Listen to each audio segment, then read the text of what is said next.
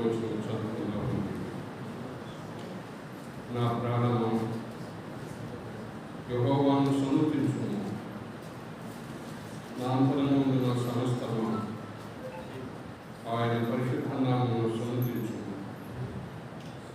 నా ప్రాణము యెహోవాను సన్నుతించుము, ఆయన చేసిన ఉపకారము దేనిని మరువను. ఆయన నీ దోషములన్నిటినీ క్షమించువాడు, నీ సంకటములన్నీ కూర్చువాడు. సమాధిలో నుండి నా ప్రాణమును విమోచించినవాడు, కరుణా కటాక్షము నీకు కిరీటముగా ఉంచుచున్నాను. ప్రభునందు దేవుని పిల్లలారా, ఈ ఉదయకాలమున ఆయన నమ్మిన దేవుని బిడ్డలమైన మనము ప్రభును ఆరాధించే భాగ్యం ప్రభు మనకి సమీపించినాడు. ప్రభు స్తోత్రాలు. చేరవచ్చు మీకందరికీ ప్రభు నామ వందనాలు. ఇలా ప్రభు సన్నిధిలో ఉండి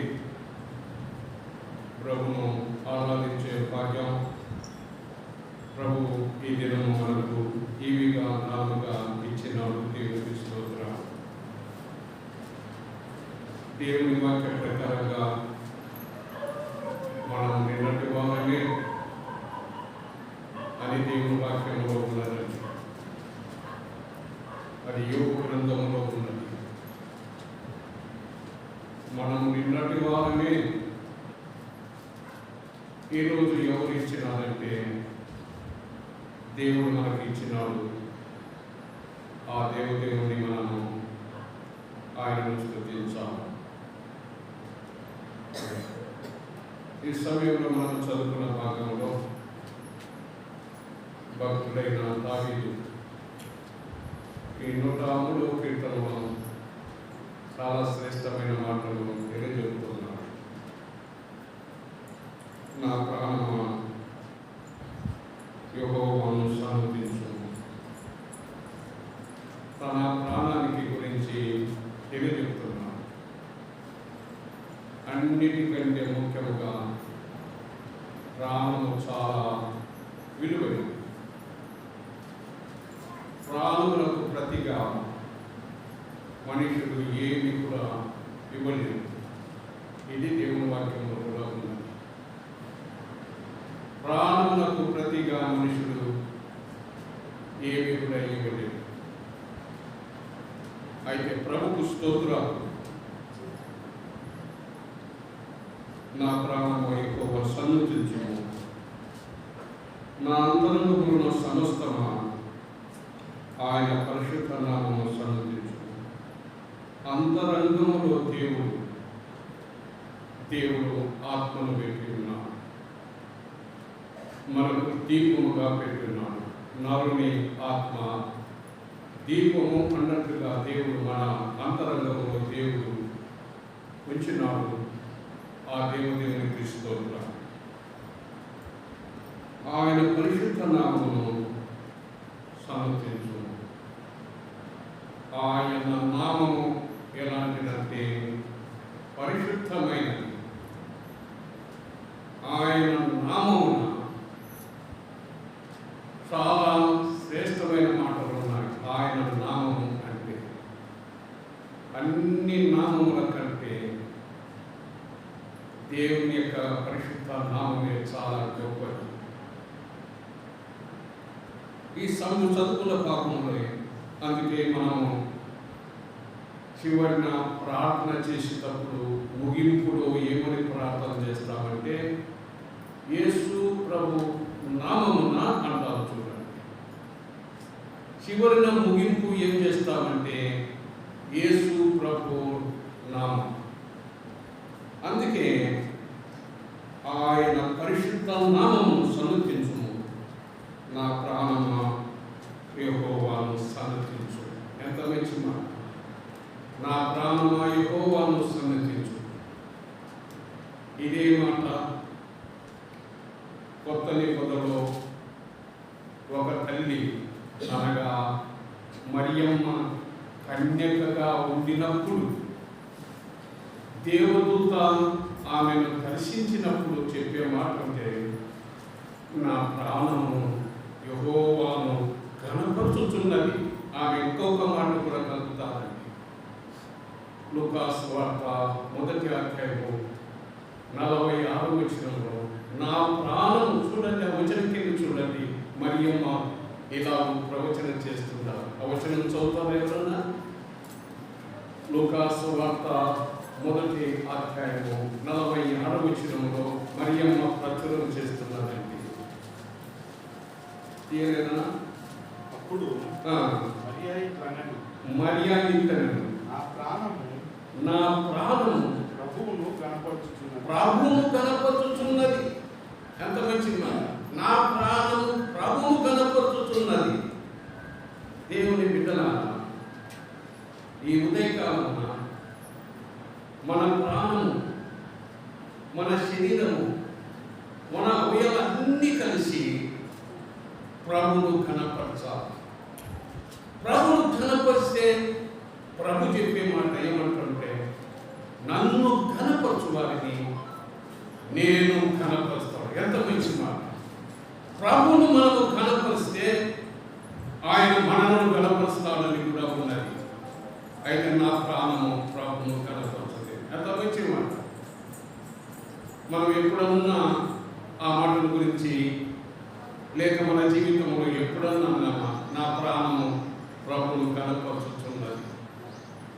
అయితే భక్తుడేమంటున్నా, ప్రాణమా యెహోవాను సన్నుతించుము, ఆయన చేసిన ఉపకారంలో దేనిని మరవను.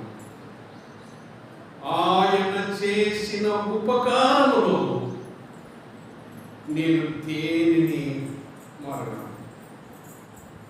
ఎందుకు ఇంత శ్రేష్టమైన మాట మాట్లాడుతున్నాడు? ఆయన చేసిన గొర్రెల తొట్టిలో నుండి తీసుకుని వచ్చి ఇశ్రాయేలుకు 12 గోత్రముల వారికి సింహాసనం మీద కూర్చుండబెట్టినప్పుడు, ఆయన సింహాసనం మీదకి పోయినప్పుడు తన దగ్గర ఉన్న కర్ర, కమ్మడి, చెప్పులు అన్ని ఒక రూములో ఉండి అక్కడ పోయి వాటిని జ్ఞాపకం చేసుకొని దాని దగ్గరికి వెళ్ళి అక్కడ నుండి మరలా వచ్చి సింహాసనం మీద కూర్చుంటున్నాడు. ఎప్పుడన్నా మనం ఆలోచన చేసినామా? మనకు ఎనక స్థితిని గురించి మనం ఎప్పుడన్నా జ్ఞాపకం చేసుకున్నామా? ఒకసారి ఆలోచన చేస్తాం. భక్తులు ఎనక జీవితాన్ని జ్ఞాపకం చేసుకొని ఆయన చెప్పే మాట ఏమిటి అంటుంటే, ఆయన చేసిన ఉపకారం ఏమి?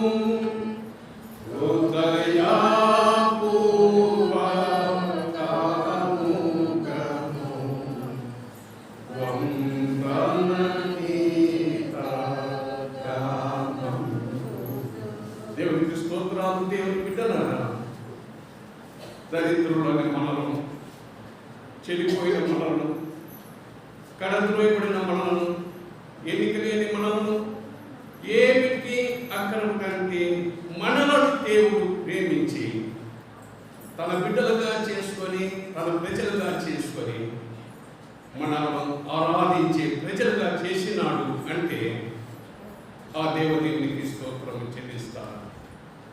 అందుకే ఆయన చేసిన ఉపకారం లేని దేనిని మరవను. కారణమేమనగా ఆయన నీ దోషులన్నిటినీ క్షమించువాడు, నీ సంకటములందరినీ కూర్చువాడు.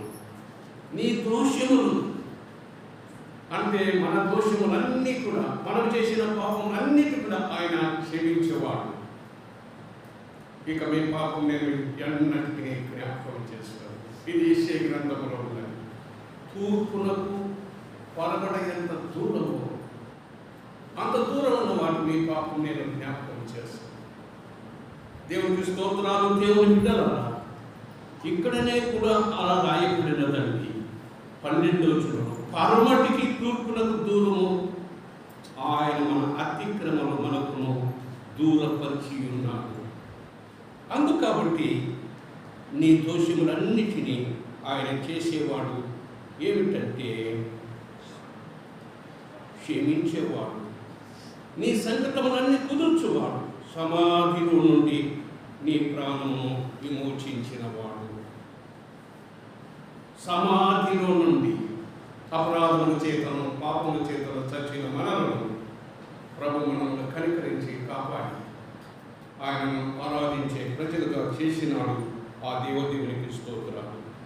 కరుణా కటాక్షము నీకు కిరీటమును కూడా ధరింపచేసినాడు. ఎంత మంచి మాట! నీకు కిరీటమును ధరింపచేసినాడు. ప్రకటన గ్రంథములో 24 పెద్దలు వాళ్ళు కూడా కిరీటాలు పెట్టుకొని తమ పాదాల దగ్గర పెట్టి వాళ్ళు కూడా ఆయనను సాగిలపడుతున్నారు.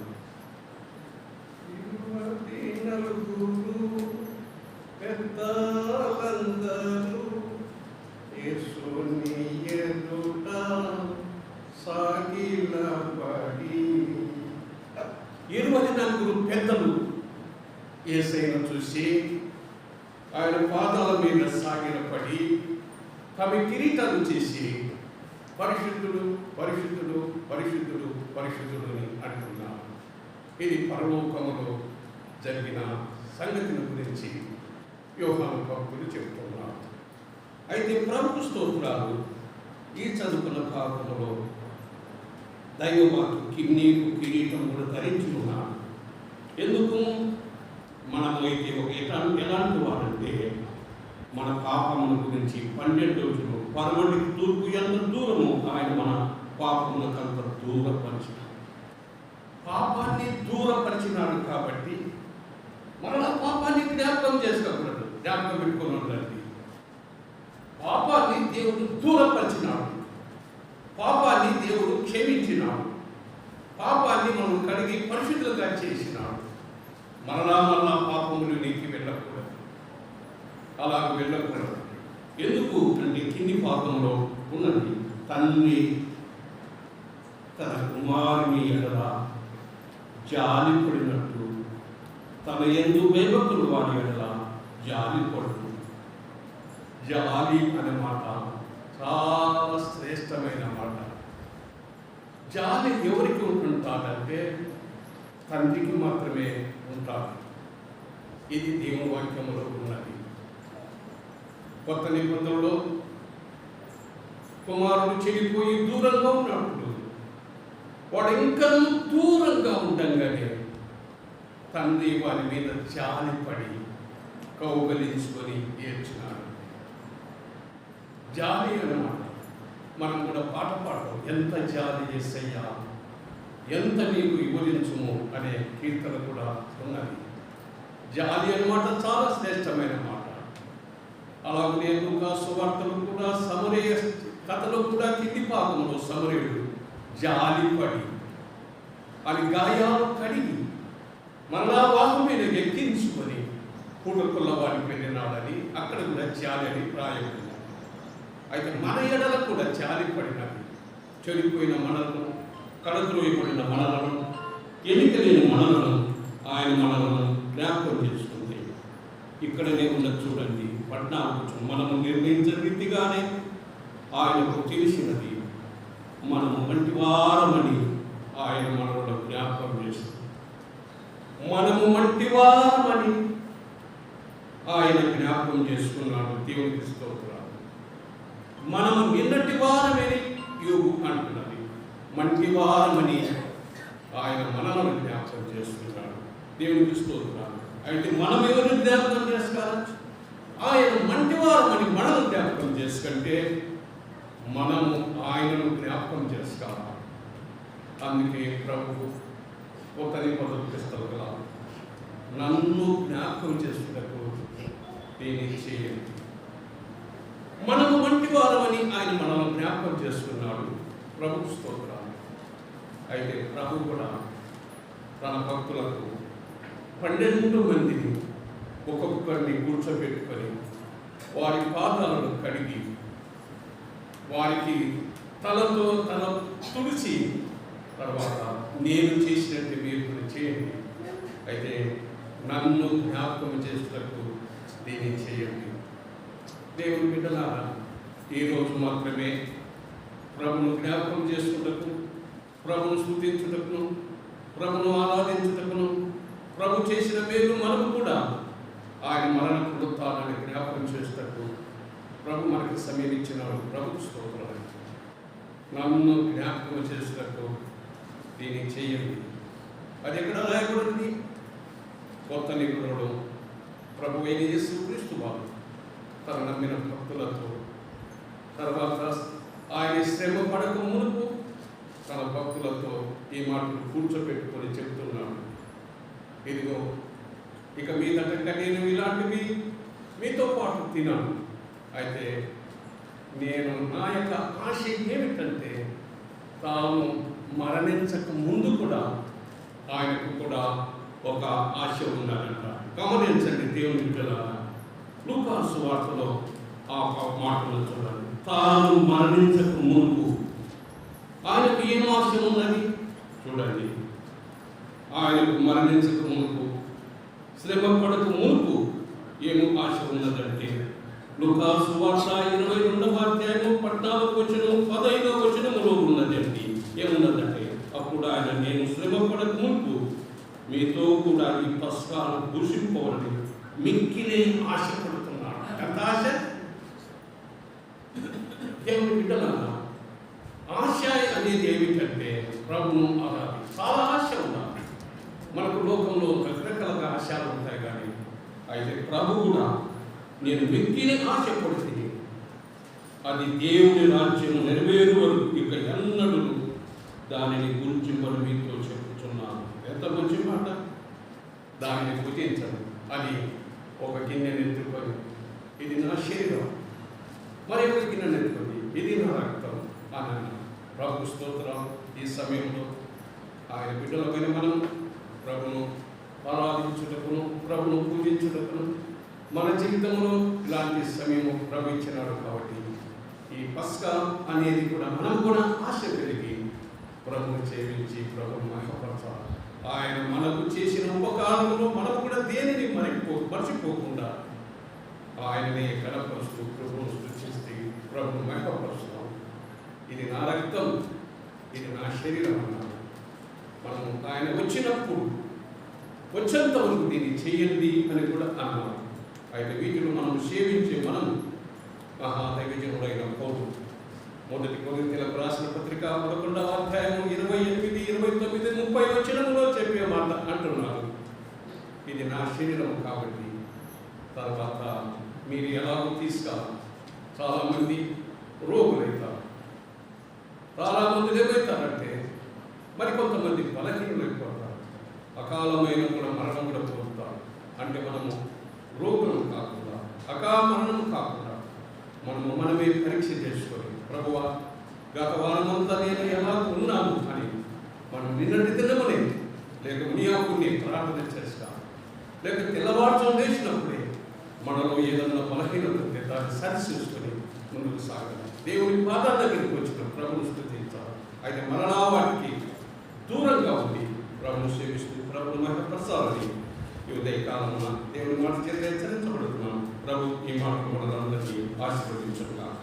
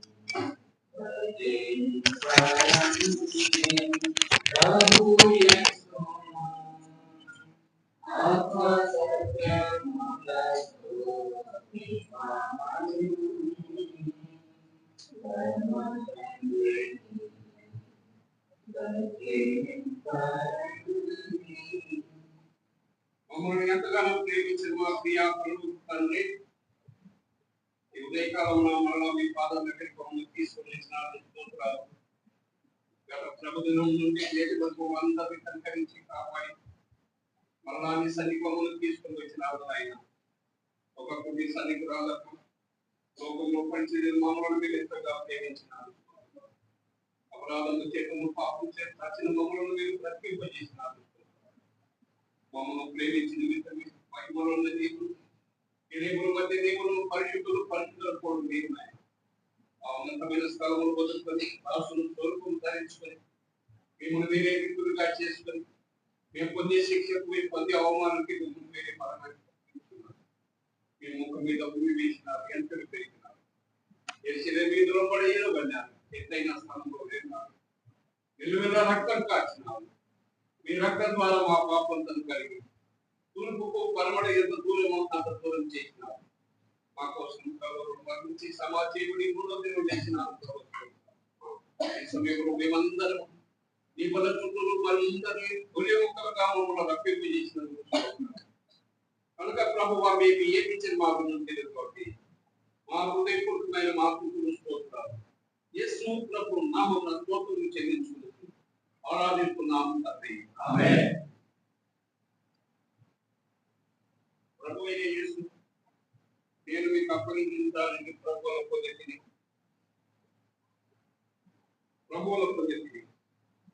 కాబట్టి ఆయన భూమి మీద ఉన్నప్పుడు ప్రభువుల పొందుతున్నారు. కాబట్టి ఆయనగా నన్ను జ్ఞాపకం చేసినందుకు నేను చేయడానికి కూడా చెప్పినాను. అనగా ప్రభు యొక్క శరీరము ఆయన రక్తాన్ని గురించి తెలియజెప్పినప్పుడు నన్ను జ్ఞాపకం చేసుకొని చెప్పినాను. కాబట్టి ఆయన మరణ పునరుత్థానాన్ని జ్ఞాపకం చేసుకుంటున్నాను. కోసం స్తోత్రం చెల్లిస్తాను. ప్రేమగల తండ్రి, గురుపవన్ ఆయన 2025 సంవత్సరాల కిందట కల్వరిలో చేసిన గొప్ప పర్యాగం బట్టి స్తోత్రాలు. పరలోకం నుండి దిగి వచ్చిన జీవాహారం నేనే, ఈ ఆహారం తినవాడు నిరంతరం జీవిస్తాడని చెప్పినారు ప్రభు. స్తోత్రాలు. ఒక గోధుమ గింజ రాత్రిలో సపడి పిండి ముద్ద ఇంకొక కాల్చబడిన అలాగే కలవరలో పిండి ముద్ద ఇంకొక కాల్చబడినందుకు స్తోత్రాలు ఉన్నాయి. మీ యొక్క శరీరంకు సమరూపముగా ఈ పాత్రను ఆశీర్వదించి మాకున్నాయి. యేసు ప్రభు నామమున కృతజ్ఞతాస్తుతులు తెలుసుకున్నాము తండ్రి. ఆమేన్. ఆమేన్. ప్రభునందు దేవుని బిడ్డలారా, రక్షించబడి బాప్తిసం తీసుకున్న ప్రియుడు మాత్రమే ఈ పాత్రలో చేయవేయండి. పాత్ర మీ దగ్గర కొలుకుండగా కొద్ది కొద్దిగా తీసుకొని ప్రేమపూర్వకంగా పక్కన వారికి అందించండి.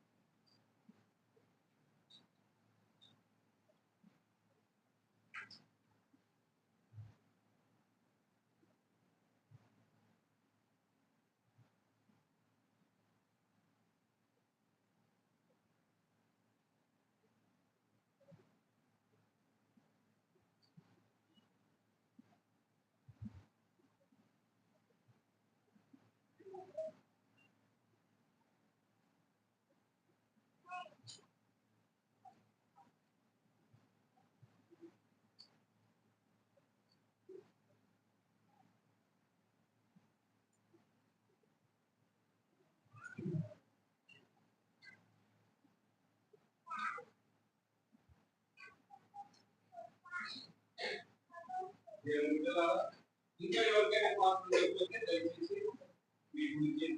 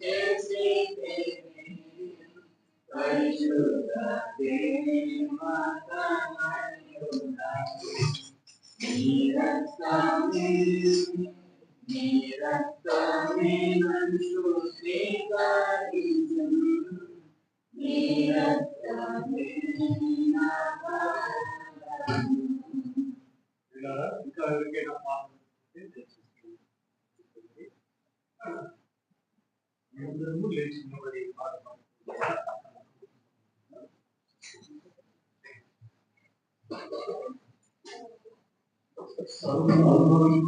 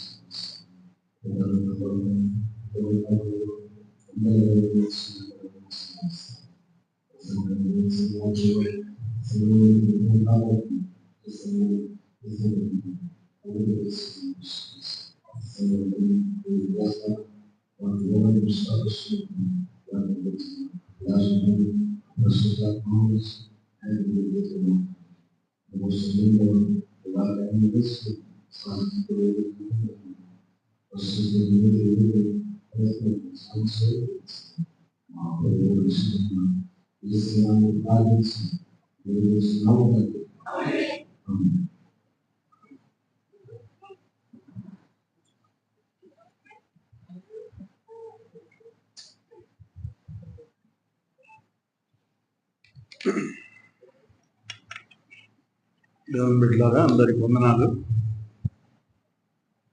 దేవుని మహాకృపను బట్టి గత వారం అంతా కాపాడబడి మరలా దేవుని సన్నిధిలో అందరం కలుసుకుని ప్రభుని ఆరాధించడానికి ప్రభు కోరుచు మంచిది. మనం దేవుని సన్నిధిలో ఉండడం మనకెంతైనా ఆశీర్వాదకరం. మా చిన్న బాబు విషయంలో మీరు అందరూ భారంతో ప్రార్థన చేశారు. దేవుడు మనందరి ప్రార్థన విని చక్కని ఆరోగ్యాన్ని ఇచ్చాడు. ఇంకా బలం పొందినట్లుగా మీ ప్రార్థనలో జ్ఞాపకం తీసుకోండి. రెండవది ఏంటంటే, ఈ వారంలో నాకు కూడా ట్రాన్స్ఫర్స్ ఉంటాయి కాబట్టి దేవుడు మంచి స్థలం, అనుకూలమైనటువంటి స్థలం దొరికినట్లుగా మీ ప్రార్థనలో జ్ఞాపకం చేసుకోండి. మనం ఒకరికొకరము ప్రార్థన చేసుకోవడము మనకెంతైనా ఆశీర్వాదకరం, దీవెనకరం. కాబట్టి మరొక మీ ప్రార్థనలో జ్ఞాపకం చేసుకోండి. సమయం ముందు మా చిన్నమామ గారు ఉన్నారు, ప్రభుదాస్ గారు. వారు యేసుకృప మినిస్ట్రీస్ దగ్గరికి ఆరాధన చేస్తూ ఉంటారు. మంచిది, వారు సహవాసం కలిగి ఉండడం. అంతేకాకుండా వారి కుటుంబం తరపున కూడా మన మందిర తరపుడుక వారు కొంత ప్రభు సొమ్మును కూడా ఇచ్చారు. వారికి వందనస్థలమై ఉన్నాం. వారి కొరకు, వారి కుటుంబం కొరకు మనం ప్రార్థించుకుంటాం. ఈ సమయంలో కొద్ది నిమిషాలు మామగారు తన అనుభవ సాక్ష్యము, మన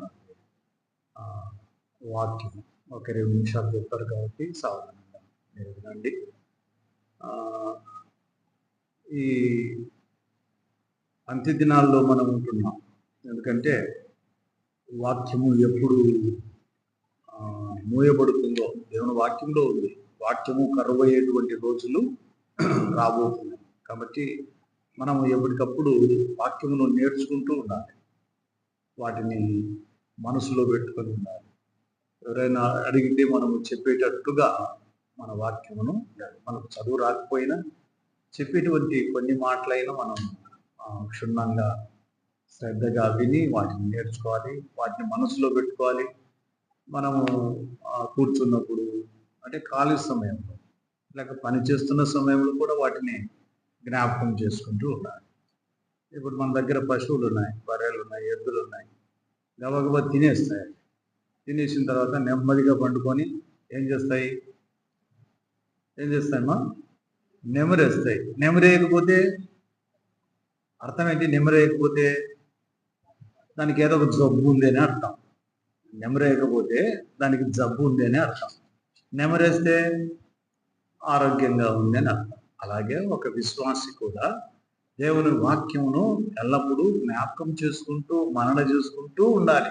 అలాగ చేసుకుంటూ ఉంటే మనము భూమి మీద బ్రతుకుతున్నాం కాబట్టి మనకు వచ్చేటువంటి శరీరాశ, నేత్రాశ, జీవోడంబం ఇవన్నీ లేకుండా మనం బ్రతుకుతాం అనమాట. అంటే పాపంలో పడిపోకుండా దేవుడు మనలను కాపాడుతాడు. కాబట్టి చాలా చక్కగా దేవుని శ్రద్ధగా దేవుని మాటలు వింటూ మనం విశ్వాస జీవితంలో ఇప్పుడు చూడండి, ఆదివారం నాడు అందరూ కనపడతారు, మిగతా రోజుల్లో కనపడతారు.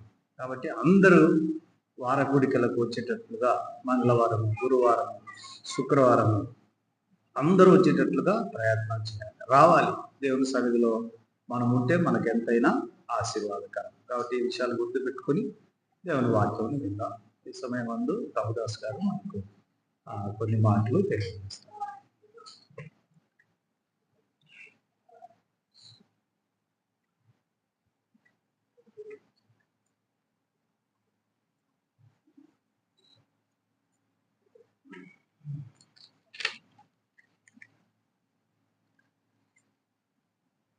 నిమిషం ప్రార్థించుకుందాం. ఆకాశం మహాకాశమైంది, అత్యంత సింహాసనపై ఆసనాలు మా గొప్ప దేవ, మీ ఘనమైన శ్రేష్టమైన ఉన్నతమైన నామములకు ప్రభువా కృతజ్ఞతలు స్తోత్రములైనా. ప్రభువా ఈ దినమున చూడలేక ఎందరో చక్రవర్తులు, రాజులు, సామంతులు, అధికారులు, రక్త సంబంధికులు అయినా ఈ దినము చూడలేక గతించిపోయారు తండ్రి. ప్రభువా మాకైతే నేను ఈ దినము చూసినకు మీరు మా కృపను దయచేసినందుకు మీకు సిద్ధులు స్తోత్రములైనా. మీ జీవ గ్రంథములో మమ్మల్ని కూడా సజీవులుగా ఉంచినందుకు మీ కృతజ్ఞతలు స్తోత్రము ప్రభువా. దేవా, అల్పుడను అధముడును ఎందుకు పనికిరాను వాడనేటువంటి నాయన ప్రభువా, మీ సన్నిధిలో నన్ను నిలవబెట్టి ప్రభా మిమ్మల్ని కూర్చునైనా 4 మాటలు మాట్లాడుతుండగా నా ప్రభువా మీరే నా ఎందుకుండి మీరే మాట్లాడుతున్న ప్రభువా, మీ కృపను చూపండి ప్రభువును రక్షకుడిగా సిద్ధిస్తున్నావు అని బట్టి వెళ్ళిపోతున్నాం. ప్రభు సన్నిధికి చేరవచ్చిన సంఘం అంతటికి ప్రభు నామమున వందనాలండి. నేను బైబిల్లోని ఒక వాక్యము తీసుకొని చెప్పాలని రాలేదు, కానీ మనకు బైబిల్ అంటే ఏమిటి, బైబిల్ యొక్క ప్రత్యేకత ఏమిటి, బైబిల్ను మనం ఎందుకు చదవాలి, బైబిల్ గురించి మనం ఎందుకు బోధించాలి అనేటువంటివి కొన్ని మాటలు మనము మనన చేసుకుందాము. నేను ఒకప్పుడు దానమయ్య మాదిరి టీచర్గా పనిచేశాను ప్రైవేట్ స్కూల్లో. ఇప్పుడు నా ఎదురుగా స్టూడెంట్స్ ఉంటారు, విద్యార్థులు ఉంటారు. నేను చెప్తుంటే వాళ్ళు వింటూ ఉంటుంటారు. ఇప్పుడు నేను కూడా కొన్ని విషయాలు ఒక వాక్యం కాకుండా ఒక టీచర్గా ఏదో తెలిసినట్టు పదాలు మీకు చెప్పేటప్పుడు మీరు కొన్ని విషయాలు దయచేసి నోట్ పుస్తకంలో నోట్ చేసుకోండి. ఇవి ఎందుకంటే బైబిల్ గురించిన వాక్యాలు ఎవరైనా కానీ క్రైస్తవులుగా ఉన్నప్పుడు మనం బయటకు పోతే వేరే సంఘంలో కానీ సమాజంలో కానీ పోయినప్పుడు అసలు బైబిల్ అంటే ఏమిటయ్యా, మీరు బైబిల్ పట్టుకుని బయట తిరుగుతుంటారు, బైబిల్ తీసుకొని మీరు ప్రార్థన పోతారు, ఏమిటి ఈ బైబిల్ యొక్క ప్రత్యేకత అని చాలామంది అడుగుతారు. అయితే మనం ఏం చేయాలి, అప్పుడు చెప్పడానికి సిద్ధంగా ఉండాలి. అసలు ఈ బైబిల్ అంటే ఏమిటి అంటే మనను సృష్టించినటువంటి సృష్టికర్త యొక్క అతని యొక్క సృష్టిని గురించి మనము తెలుసుకోవడమే ఈ బైబిల్. మనం సృష్టించినటువంటి సృష్టికర్త అతని గురించినటువంటి విషయాలు, అతను చేసినటువంటి కార్యములు, అతను చేసినటువంటి అనేక సూచక క్రియలు, ఇవన్నీ కూడా మనము ఖచ్చితంగా మనము తెలుసుకోవాల్సినటువంటి పని. మరి ఈ బైబిల్ అంటే ఏమిటో తెలుసుకున్నాం కదా. బైబిల్ అనేది ఎన్ని రకాలు, ఈ బైబిల్ అనేది ఎన్ని భాగాలుగా చేశారు, అందులో ఏమేమి ఉన్నాయి, ఆ బైబిల్ అనేది ఎందుకు ఉపయోగపడుతుంది అని తెలుసుకోకపోతే, ఈ బైబిల్ను 3 భాషలలో రచించారు. దయచేసి ఎవరిని ఉంటే నోట్ చేసుకోండి. 3 భాషలలో, ఒకటి హీబ్రూ భాష, రెండోది అరోమెయిక్ అనే భాష, మూడోది గ్రీకు భాష. ఈ 3 భాషలలో బైబిల్ను రచించారు. ఎన్ని భాగాలు బైబిల్లో అంటే 2 భాగాలు. అవి ఏమిటి అందరికీ తెలుసు. పాత నిబంధన, కొత్త నిబంధన. మరి ఈ పాత నిబంధనలో దేవుడు మనకు ఏమి మాటలు చెప్పాడు అంటే, ఇదిగో మనం ఇంతకు చెప్పాం కదా, దేవుడు తన ప్రజలకు చేసేటువంటి కార్యాలను, తన ప్రజలకు చేయబోయేటువంటి కార్యాలను, అంటే ధర్మశాస్త్రము, తర్వాత మనకు కొన్ని సూచక క్రియలు అంటే జరగబోయేటువంటి వాటిని కూడా చెప్తూ పాత నిబంధనలో మనకు చెప్తాడు. అయితే కొత్త నిబంధన మన జీవితానికి అన్వయించుకోవాలి అంటే నిజంగా మనకు కావాల్సింది కొత్త నిబంధన. ఈ కొత్త నిబంధనలో ఏముంది?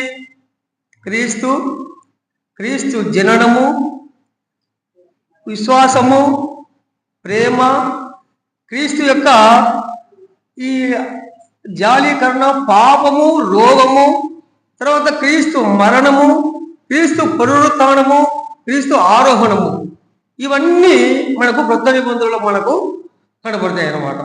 ఈ కొత్త నిబంధనలో ఈ బైబిల్లో నేను ఇందాక మీకు ఒక మాట చెప్పాడు, 2 భాగాలు చేశారు అని. మరి బైబిల్లో ఎన్ని పుస్తకాలు ఉన్నాయి చెప్పండి? చాలా మందికి తెలుసు, బైబిల్లో 66 పుస్తకాలు ఉన్నాయి. 66 పుస్తకాలు అంటే ఏమిటి? ఆది కాండం మొదలుకొని మలాకి గ్రంథం వరకు పాత నిబంధనలో ఉన్నటువంటి 39 పుస్తకాలు. 39 పుస్తకాలు పాత నిబంధన గ్రంథంలో ఆది కాండం నుండి మలాకి గ్రంథం వరకు ఉంటే, ఇదే కొత్త నిబంధనలో 27 పుస్తకాలు, అంటే మత్తయి సువార్త నుండి ప్రకటన గ్రంథం వరకు 27 పుస్తకాలు. మొత్తం కలిసి ఎన్ని పుస్తకాలేమో 66 పుస్తకాల సంపుటమే ఈ యొక్క బైబిల్. మనము చాలా మంది ఈ బైబిల్ చదవని వారు ఉన్నారు. ఎస్పెషల్లీ నాతో పాటు కూడా బైబిల్ను ఆది కాండము నుండి ప్రకటన గ్రంథం వరకు ఇంకనూ సంపూర్తిగా చదవని వాళ్ళు ఉన్నారు. ప్రపంచంలో ఈ బైబిల్ నంబర్ 1. బైబిల్ అమ్మడంలో కానీ, బైబిల్ ముద్రించడంలో కానీ ఏ ఇతర గ్రంథాలకు కూడా ఇంత పెద్దగా ముద్రించలేదు, ఇది అమ్ముడుపోలేదు. ప్రపంచంలో నంబర్ 1. మనకి ఇక్కడ దయచేసి ఎంతమందికి బైబిల్ ఉన్నాయమ్మా? అందరికీ బైబిల్ ఉన్నాయి కదా, ప్రతి ఒక్కరికి బైబిల్ ఉన్నాయి. మరి నేను ఈ మాట చెప్పకూడదు కానీ గట్టిగా, ఈ హిందువుల పవిత్ర గ్రంథం ఏదంటారో భగవద్గీత అంటారు, అదే ముస్లింలలో ఖురాన్ అంటారు. ఎంతమంది ఖురాన్ మసీదుకి తీసుకోపోతారు? ఎంతమంది హిందువులు భగవద్గీతను ఆలయాలకు తీసుకోపోతారు? ప్రతి ఒక్కరు తీసుకుపోయేది ఎవరు? మన పవిత్ర గ్రంథం ఏది? బైబిల్. ఈ బైబిల్ను ప్రతి ఒక్కరూ చర్చికి తీసుకోపోతారు. ప్రపంచంలో అందరికంటే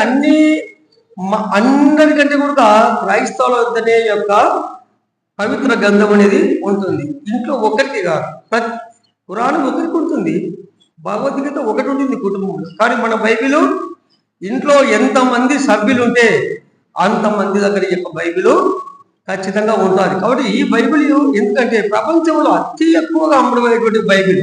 మరి ఈ బైబిల్ను చదివితే ఏం లాభం వస్తుంది? బోధించడం వల్ల ఏం లాభం వస్తుంది?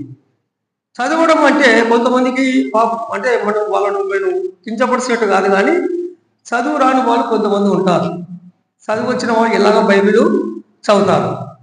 చదువు రాని వాళ్ళు ఏం చేయాలంటే బోధించడం వల్ల, ఇతరులు బోధించడం వల్ల ఆ దేవుని యొక్క మహిమను, గొప్పతనాన్ని, మన క్రీస్తు యొక్క మార్గమును వాళ్ళు అర్థం చేసుకొని తన జీవితానికి అన్వయించుకుంటే వాళ్ళు కూడా చదువు వచ్చిన వారి కంటే ఎక్కువ మాట. ఇంకా చదువు వచ్చిన వాళ్ళు చదువు రాని వాళ్ళకు వినిపించాలి. ఇది బైబిల్. మరి ఈ బైబిల్లో అధ్యాయాలు,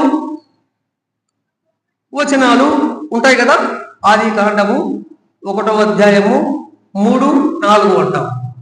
ఆది కాండము అనేది ఒక పుస్తకం. అధ్యాయం 1వ అధ్యాయం అంటే అది ఒక అధ్యాయంకి సంబంధించినటువంటి నంబర్. తర్వాత 1, 2 అంటే 1వ వచనము, 2వ వచనము. ఇది బైబిల్లో ఉన్నటువంటి భాగాలు. మరి ఈ అధ్యాయాలు మొత్తం ఎన్ని ఉన్నాయి బైబిల్లో? ఎవరైనా చెప్పగలరా? బైబిల్లో ఎన్ని అధ్యాయాలు ఉన్నాయి?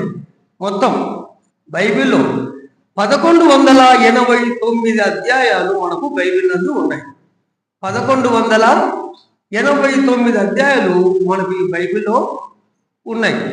మరి ఈ అధ్యాయాలను సృష్టించినటువంటి వారు అంటే సపరేట్గా బైబిల్లో అధ్యాయాలు ఇవి, వచనాలు ఇవి అని ఏర్పాటు చేసే వాళ్ళు ఉన్నారు కదా, వాళ్ళు బైబిల్లో బిషప్ స్టీఫెన్ లాంగ్టన్ అనే అతను అనే అతను ఈ అధ్యాయాలను 1189 అధ్యాయాలను సపరేట్గా చేసేటువంటి వ్యక్తి బైబిల్లో బిషప్ స్టీఫెన్ లాంగ్టన్. ఇంకా తర్వాత వచనాలు ఉన్నాయి కదా, ఈ వచనాలను కూడా మరి ఒకరు తయారు చేశారు, అంటే బైబిల్ని విడదీశారు. ఎవరు అంటే రాబర్ట్ స్టీఫెన్ అనే అతను ఈ యొక్క వచనాలను సపరేట్గా చేసినాడు. అధ్యాయాలు, వచనాలు. ఆయన 31,084 వచనాలు ఉన్నాయి బైబిల్లో. ఎన్ని ఉన్నాయమ్మా? 31,084 వచనాలు ఈ బైబిల్లో రాబర్ట్ స్టీఫెన్ అనే అతను సపరేట్గా చేశారన్నమాట. ఇది బైబిల్ గురించి చరిత్ర. మనము ఇంకా ఈ బైబిల్ ఎవరు రాశారు? మనము రాజ్యాంగం ఎవరు రాశారంటే తప్పుడు చెప్తాం, డాక్టర్ బాబాసాహెబ్ అంబేద్కర్ రచించారు అని మనం చెప్తాం. కానీ ఈ బైబిల్ రచించిన ఎవరు అంటే ఒకరు కాదు, ఇద్దరు కాదు, దాదాపుగా 40 మంది దేవుని చేత, పరిశుద్ధాత్మ చేత ప్రేరేపించబడి దేవుని చేత 40 మంది ఈ బైబిల్ రచించారు. మీరు అనుకోవచ్చు, బైబిల్ రచించాలంటే ఎంతో జ్ఞానం కావాలి, ఎంతో చదువు కావాలి, మేధావి కావాలి అని మనం అనుకుంటాం. కానీ బైబిల్ రాసేటటువంటి వారు మీరు అనుకున్నట్లుగా మేధావులు గారు, చదువుకున్న వాళ్ళు కాదు. కేవలం ఎవరు రచించారంటే ఒక జాలర్లు, చేపలు పట్టే వాళ్ళు, తర్వాత రాజులు, శాస్త్రులు, ఇంకా ఇకపోతే ఇంకా పశువులు రాసే వాళ్ళు కూడా ఈ బైబిల్ రచించారు. పశువుల కాపర్లు కూడా ఈ బైబిల్ను రచించారు అన్నమాట. మరి ఈ బైబిల్, ఇంత శ్రేష్టమైన బైబిల్ మనము చదవాలి, మన జీవితాలకు అనుభవించుకోవాలి. లేదా ఇప్పుడు నేనైతే నా విషయం అయితే నేను బైబిల్ చదివే స్టేజ్లో ఉన్నా, చదివినటువంటి స్టేజ్లో ఉన్నా. కానీ కొంతమంది మా బావ లాంటి వారు, ఇంకా కొంతమంది దైవజనులు మన యోహాను పౌలు అలాంటి వారు బైబిల్ను బోధించే స్థాయిలో ఉన్నారు. వాళ్ళు అంటే బైబిల్ ఒక రకంగా చదివి చిన్నగా అర్థం చేసుకొని మనకు చెప్పేటువంటి స్థాయిలో వాళ్ళు ఉన్నారు. మనం ఏం చేస్తామంటే బైబిల్ చదివే స్థాయిలో ఉన్నాం. ఇది మనం చదివిన తర్వాత అర్థం చేసుకొని మనకుతో 10 మందికి బోధిస్తే ఈ బైబిల్ యొక్క సార్థకత మన జనాలకు బాగా అర్థమవుతుంది, వాళ్ళ జీవితాలు కూడా మారిపోతాయి అన్నమాట. ఇప్పుడు బైబిల్ బోధించడం వల్ల ఏమేమి ఉపయోగాలు ఉన్నాయి అని మీరు అడగచ్చు. చదవడం వల్ల, బోధించడం వల్ల. బైబిల్ చదివినప్పుడు మన జీవితం, అసలు పేదరికం అంటే ఏందమ్మా? పేదరికము, పేదలు వాళ్ళు అంటాం. పేదరికం అంటే ఏంది? సరైనటువంటి గుడ్డ, సరైనటువంటి భోజనము, సరైన ఇల్లు, వాళ్ళకు నివసించడానికి కొద్దిగా కష్టమైనటువంటి కష్టం చేస్తే తినాలా లేకుంటే లేదనేటువంటి వాళ్ళను మనం ఏమంటాము? పేదవాళ్ళు అంటాము. ఈ బైబిల్ చదవడం వల్ల నిజంగా నేను చెప్తున్నాను, బైబిల్ చదవడం వల్ల విశ్వాసం చేత, పరిశుద్ధాత్మ ప్రేరణ చేత మనం బైబిల్ చదివినప్పుడు మనకున్నటువంటి పేదరికము దేవుడు మనకు తొలగించి సిరి సంపదలు ఖచ్చితంగా మనకు ఇస్తాడు. ఇది ఒకటో లాభం. బైబిల్ చదవడం వల్ల ఏం పోతుందట? పేదరికము నశిస్తారు, పేదరికం పోతుంది. దాని స్థానంలో ఏమొస్తుంది? సిరి సంపదలు వస్తాయి. సిరి సంపదలు అంటే మనము దానిగా పెద్ద పెద్ద విధంగా ఊహించుకోవద్దు. దేవుడికి ఎంతవరకు ఈ వ్యక్తికి అవసరమో అంతవరకే మనకు ఇస్తాడు దేవుడు. పేదరికం కాకుండా ఒక రకమైనటువంటి జీవితాన్ని మనకి ఇస్తాడు. ఇది బైబిల్ చదవడం వల్ల మొట్టమొదటిది పేదరికాన్ని తొలగిస్తుంది. అదేవిధంగా ఆకలి, మనకు పూటకు మనం ఏం చేస్తామో, ఉదయం పూట టిఫిన్ చేస్తాం, మధ్యాహ్నం భోజనం చేస్తాం, రాత్రి కూడా భోజనం చేస్తాం. మరి అందరూ 3 పూట్ల భోజనం చేస్తున్నారా ఈ లోకంలో? నన్ను అడిగితే చాలా మంది ఒక పూట భోజనం చేసే వాళ్ళు ఉంటారు, కొంతమంది నీళ్లు తాగి పడుకునే వాళ్ళు ఉంటారు. ఆకలి అనేది దేవుడు మన శరీరానికి మాత్రం మనము అంటున్నాం. ఈ భోజనము, ఈ టిఫిను, ఇవన్నీ మన శరీరానికి సంబంధించినటువంటి ఆకలి మాత్రమే. కానీ ఆత్మీయ ఆకలి ఒకటి ఉంటుంది. దేవుడు మనకు ఆత్మీయ ఆకలిని తీర్చాలి అంటే దేవుని యందు మనం భయభక్తులు కలిగి, దేవుని యందు ఆయన మార్గాన్ని వెంబడిస్తూ ఆయనతో మనము కలిసి నడిచినప్పుడు ఈ ఆత్మీయ ఆకలి అనేది తీరుతుంది. దీన్ని మనము దేవుడు ఏం చెప్పినాడు? జీవాహారము నేనే, జీవాహారము నేనే అన్నాడు. కాబట్టి మనకు కేవలం ఈ లోకంలో బ్రతకడానికి మాత్రమే ఈ టిఫిన్లు భోజనాలు అవి అన్నం అంటాం కానీ మనకు అసలైనటువంటి ఆహారం తీర్చే దేవుడు జీవాహారమైనటువంటి యేసు ప్రభు. ఆత్మీయ ఆకలి అంటాం దాన్ని. అంటే మన మనసులో ఎలాంటి కల్మషము లేకుండా, ఎలాంటి పాపరహితంగా మనం ఎలా ఉండాలో ఆ విధంగా మనము ఇది ఒక గట్టిగా ఆకలి అంటే దేవుడిని తెలుసుకోవాలి, దేవుని గురించి ఇంకా మనము తెలుసుకోవాలి. అలాంటి ఆకలిని ఉంటే బైబిల్ చదవడం వల్ల దేవుడు మనకు ఖచ్చితంగా ఈ ఆకలిని తీరుస్తాడు అన్నమాట. ఇంకా అదే కాకుండా ఇంకొకటి రోగాలు మనకు వస్తూ ఉంటాయి. అంటే ఈ లోకంలో మనము చెప్పడానికి మలేరియా, టైఫాయిడ్, కలరా ఇంకా ఏవేవో జ్వరాలు వస్తూ ఉంటాయి, కాలు నొప్పు, కంటి నొప్పు. మన శరీరంలో ఉన్న ప్రతి ఒక్క అవయానికి ఖచ్చితంగా ఒక రోగం అనేది వస్తుంది. సరిగా పని చేయకపోతే దాన్ని ఏమంటాం మనము? రోగము అంటాము. వెంటనే మనం ఏం చేస్తాము? డాక్టర్ దగ్గరికి వెళ్తాము, మందులు తీసుకుంటాము. కానీ రోగము అనేది మన శరీరానికి సంబంధించిన రోగము కాదు, మన ఆత్మకు సంబంధించిన రోగాలు కొన్ని ఉన్నాయి. ఒకటి రెండు చెప్తారు ఎవరన్నా? శరీరానికి సంబంధించిన రోగాలు ఏమిటి?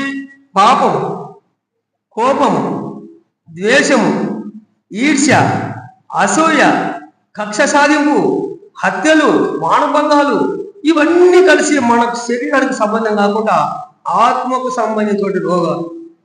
మరి ఆత్మకు సంబంధించిన రోగాలను మనం పోగొట్టుకోవాలంటే ఏం చేయాలి? నిత్యము మనము బైబిల్ చదువుతూ ఉంటే ఆ బైబిల్లో ఉన్నటువంటి సారాంశాలు మన మనసులో నాటుకొని పోయి, ఓహో ఇది చేయాలా, ఇది చేయకూడదు, ఈ పని మంచిది కాదు, ఇది దేవుని దృష్టికి ఇది వ్యతిరేకం అనేటువంటి భావన మనకు కలిగి అటువంటి రోగాలను మనము పోగొట్టుకుంటాము. అంతే కదా? రోగం, ఆకలి, పేదరికము. ఇకపోతే మరి ముఖ్యంగా ఈ మనము గర్భంలో, మన తల్లి గర్భంలో పుట్టినప్పుడే మనము పాపం చేసిన వారు. పాపం అనేది కూడా ఈ బైబిల్ చదవడం వల్ల ఖచ్చితంగా మనకు ఈ యొక్క పాపం నుండి నీతి అనేటువంటి మనకు అలవరుచుకుంటాము. పాపం చేయకూడదు అంటే నీతిమంతులుగా మనం ఉండగలగాలి, నీతిమంతురాలుగా మనం ఉండగలగాలి. అలాంటప్పుడే మనము ఈ సమాజంలో దేవునికి ఇష్టమైన వారుగా మనము బ్రతుకుతాము. ఇంకా విశ్వాసం అనేది ఒకటి ఉండాలి, నిరీక్షణ అనేది ఒకటి ఉండాలి. విశ్వాసము, నిరీక్షణ అనేది ఎలా ఉండాలో ఒక చిన్న కథ చెప్తాను, మీరు ఆ కథను ఫాలో అవ్వండి, వినండి. ఇప్పుడు ఒక చెరువు ఉంది. ఆ చెరువులో అనేకమైన చేపలు ఉంటాయి, రకరకాల జంతువులు రకరకాలు ఉంటాయి కదా. ఒక రెండు భార్యాభర్తల సంబంధంగా రెండు చేపలు ఉన్నాయి, ఒక భార్య చేప, ఒక భర్త చేప. ఆ చేపలు ఏం చేసినాయంటే, మగ చేప అడుగుతుంది ఆడ చేపను, ఏమని ఏమే, మనం వాడుక భాష మాట్లాడుకుందాం, ఏమే ఈ ఇంకా త్వరలో ఎండాకాలం వస్తుంది, వేసవి వస్తుంది, నీళ్ళన్నీ ఎగిరిపోతాయి ఈ కాలువలో, ఈ చెరువులో, కాబట్టి మనము సేఫ్టీగా ఇంకొక కాలువకు పోదాము, ఇంకొక చెరువు పోదాము అని అడిగింది. ఎవరు అడిగినారు? మగ చేప. ఈ ఆడ చేప ఏమనింది? నీ వెరితనం కాకపోతే ఎందుకు నువ్వు అట్లా పడతావు, దేవుడు ఉన్నాడు అన్ని దానిలో, దేవుడి మీద విశ్వాసం ఉంచు, దేవుడి మీద విశ్వాసం ఉంచు, దేవుడే మనం రక్షిస్తాడు, నువ్వు తొందరపడవాకు అని సర్ది చెప్పేది. సరే, ఇంకా కాలం ఆగదు కదా, రానే వచ్చింది కాలము, వేసవి కాలం వచ్చింది. ఆ వేసవి కాలంలో నీళ్ళన్నీ ఎండిపోయాయి. నేను చెప్తే నువ్వు మాట ఇంటిగా, ఇప్పుడు చూడు మన గతి ఏమవుతుందో. ఇప్పుడు కొన్ని నీళ్ళు ఉన్నాయి, ఈ నీళ్ళల్లో బురద ఉంటుంది, ఈ నీళ్ళ కోసము ఎవడో ఒకడు చేపలు పట్టుకొని వస్తాడు, మనం తీసుకొని పోతాడు, నీవు నా మాట వింటివా అని అంటే దాని గురించి ఆడచేప తన విశ్వాసాన్ని కోల్పోలేదు, దేవుని ఎందుకు విశ్వాసాన్ని కోల్పోలేదు. భయపడకండి మీరు, నా దేవుడు ఖచ్చితంగా రక్షిస్తాడు, నా దేవుడు ఖచ్చితంగా మనల్ని కాపాడుతాడు, మీరు నిశ్చింతగా ఉండండి అని ఈ ఆడచేప మగ చెప్పకు ధైర్యం చెప్పింది. కానీ రానే వచ్చినాడు ఎవరు? చేపలు పట్టేవాడు. రానే వచ్చి చేపలు తీసుకొని ఇంటికి పోయినాడు. ఇంటికి పోతే ఆ భార్య పిలిచి, ఏమే చేపలు తీసుకొచ్చినాడు, దీన్ని ఇంకా ఏం చేస్తావో, మటన్ ఫ్రై చేస్తావో, రోస్ట్ చేస్తావో నీ ఇష్టము, కూర బాగా వండి పెట్టుకొని అన్నాడు. చూస్తేవా, నా మాట వింటివా? ఇక్కడికో కనుక మగ చేపకు అర్థం కాలేదు. దేవుడికి విశ్వాసం లేదు, దేవుడు ఎందుకు ఆయన అసలు ఏం నమ్మకం లేదన్నమాట. చూస్తేవా, వేటగాడు వచ్చినాడు, పట్టుకొని వచ్చినాడు, చేపలు ఇంటికి ఇస్తున్నాడు. వస్తుంది ఏ భార్య, కత్తి నూరుతుంది, అక్కడ చూడే కత్తి నూరుతుంది, ఐటా మనల్ని టైం చేస్తాడు. ఎంత పని చేసి నువ్వు అని అడిగాడు.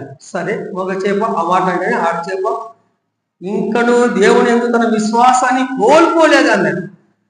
చివరికి ప్రాణం ఎందుకు వచ్చినా కానీ తన విశ్వాసాన్ని కోల్పోలేదు. ఆయన ఏమంటుంది, భయపడాకో, పైనున్నవాడు గొప్ప దేవుడు, మనల్ని ఖచ్చితంగా కాపాడుతాడు, నాకు ఆ విశ్వాసం ఉంది, భయపడవద్దు అంటే.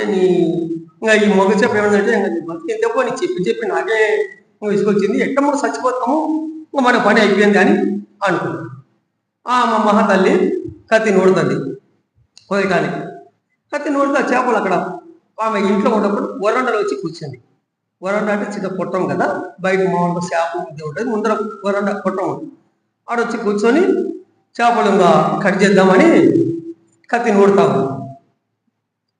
కత్తి నూడుతుంటే చేపలు కింద పెట్టింది అక్కడ.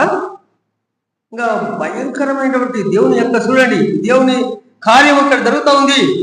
దేవుడు ఏం చేసినాడు, భయంకరమైనటువంటి వర్షం వచ్చింది. ఇంకా ఏంటంటే మనం అంటాం కదా భారీ వర్షాలు, అతి భారీ వర్షాలని.